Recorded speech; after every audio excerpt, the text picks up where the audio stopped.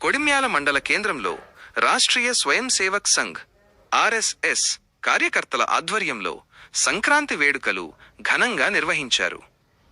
ఈ సందర్భంగా ముఖ్య అతిథి అశోక్ రావు గారు పండుగ వెనుక ఉన్న ఆధ్యాత్మిక శాస్త్రీయ అర్థాలను ఇలా వివరించారు.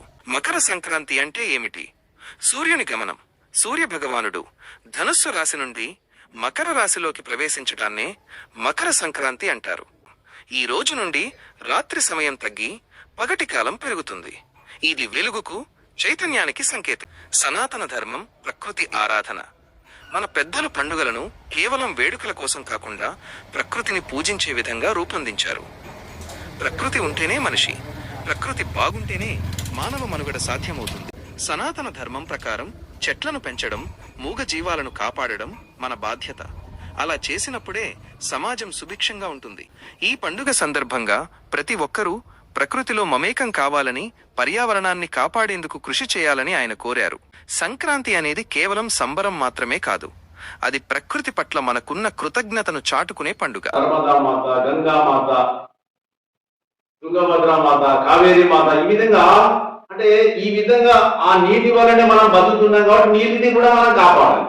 ఈ సందర్భంలో కూడా ఇంతవరకు ఉన్నటువంటి పగటి కాలము తక్కువ ఉంటుంది, ఇక నుంచి పగటి కాలం పెరుగుతుంది. అంటే చీకటి నుంచి వెలుతురు ఎక్కువ ఉండేటువంటి కాలానికి మనం ప్రవేశమవుతున్నాం. ఈ ఉత్తరాయణ పుణ్యకాలం, దీన్ని ఏమంటామంటే మనం పుణ్యకాలం అంటాం. అందుకే మనం మహాభారతంలో భీష్ముడికి తెలుసు, భీష్ముడు దక్షిణాయనంలో ఇబ్బంది పడి మూలపడ్డా కూడా ఉత్తరాయణం వచ్చారు. అంటే స్వచ్ఛంద సంక్రాంతి శుభాకాంక్షలు. జై శ్రీరామ్. సంక్రాంతి ఉత్సవ సందర్భంగా ఈరోజు హిందూ బంధువులందరికీ సంక్రాంతి శుభాకాంక్షలు తెలియజేస్తూ, ముఖ్యంగా సంక్రాంతి ప్రకృతి పండుగ.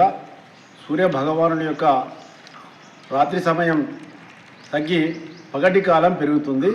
ఇక్కడ సూర్యుడు మకర రాశిలో ప్రవేశించిన సందర్భంగా మకర సంక్రమణం జరుగుతుంది. అందుకొరకే మకర సంక్రాంతి పండుగను జరుపుకుంటాము. ఇది మనము ప్రకృతిని, ప్రతి పండుగ కూడా సనాతన ధర్మములో ప్రకృతిని పోషించే విధంగా మన పెద్దవాళ్ళందరూ కూడా మన పండుగలను ఏర్పాటు చేశారు. ఈరోజు మనము సనాతన ధర్మం చెప్పే విషయం ఏంటంటే, ప్రకృతి పోషించబడితేనే మానవ మనుగడ కొనసాగేటువంటి అవకాశం ఉంది.